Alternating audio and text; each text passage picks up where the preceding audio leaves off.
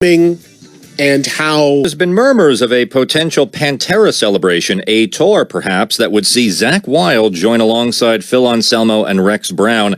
The idea has been tossed around for a while, but it's been brought back to the forefront by Rita Haney, longtime girlfriend of the late Dimebag Darrell Abbott, in comments she made at the Ronnie James Dio event back on the 20th in Los Angeles. I saw her. She sat right behind me. I mean, we talked there, yeah. Now, in response to that, Rex has now stated that he endorses the idea via his Twitter. Previously, both Phil and Zakk had stated they'd be open as well. Look, this has been talked about forever. It's been talked about while Vinnie Paul was still alive, and Vinnie was adamant that he would not do it and that there was no Pantera without his brother, and refused to partake, and at that point was able to block it from happening because he's a partner in the band. Sadly, now Vinnie is also gone. I don't know where this dialogue goes and continues, but I got to tell you, I've been sort of surprised here that more has not been made of the fact that Phil Anselmo, the singer in Pantera, did that whole run with Slayer, opening the shows, playing a full set of Pantera music.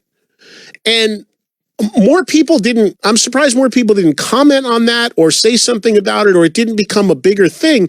Now, part of that may have been because there were less on the bill, and I think Anselmo went on at like 6 o'clock every night. So I imagine not a lot of people in the building when he did it. But just the fact that he's been doing it is kind of, I think, flown under the radar a little bit. Now, obviously, if you were to add Rex and you've got the two surviving members of Pantera, and the name that has constantly come up in the guitar spot is Zakk, given that Zakk was close with Dime and what have you. I don't know who they'd get to play drums now. Obviously, there's a million people they could find.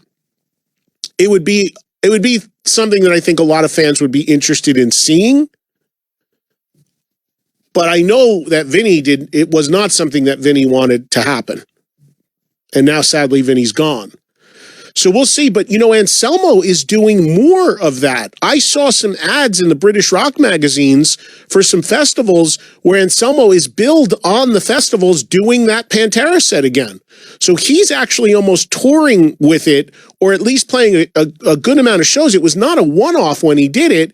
He's the singer of the band. I mean, he's out there now really owning the Pantera stuff.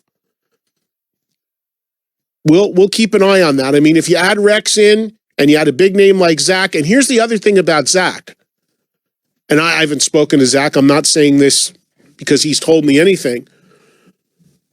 But,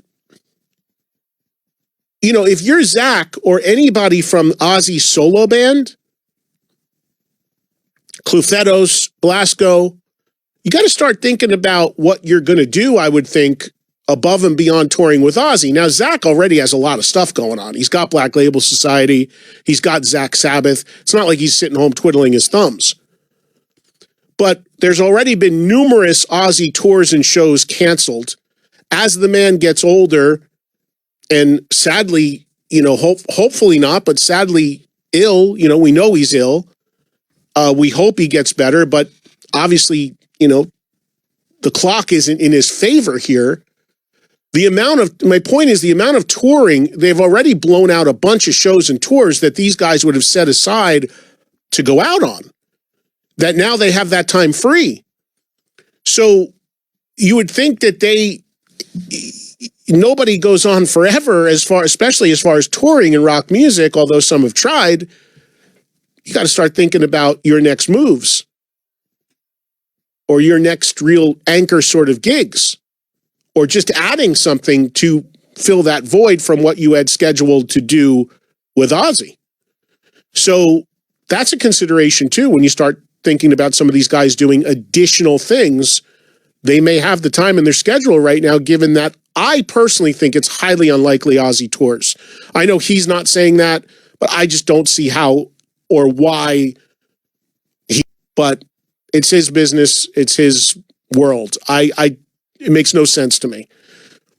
But he's saying he still wants to do it. We'll see. Let him just become A studio act. I've said a million times. Did you listen to the new record? I have it. I didn't listen to it. I was on the phone the whole way here, so I didn't get a chance. I planned on listening to it on the way here, and I was on the phone the whole ride, setting up the Bret Michaels interview that's coming up at 3 Eastern. I will say, not to sway you, I am in the camp that likes the new record. I've told you I've heard very polarizing things. I've heard people who absolutely think it's horrible, and people think it's the best record he's made in a long time. I don't know why it's that polarizing, but the singles I heard, and they're fine, but we'll see. Anyway, yeah, make a record every couple years if you want.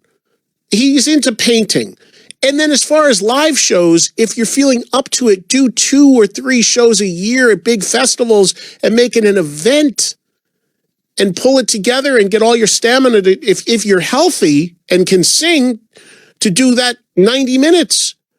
But the idea of a man at this age with what he's dealing with and what he's been through, touring still, I ask again, what about the end product to the audience? What kind of product is that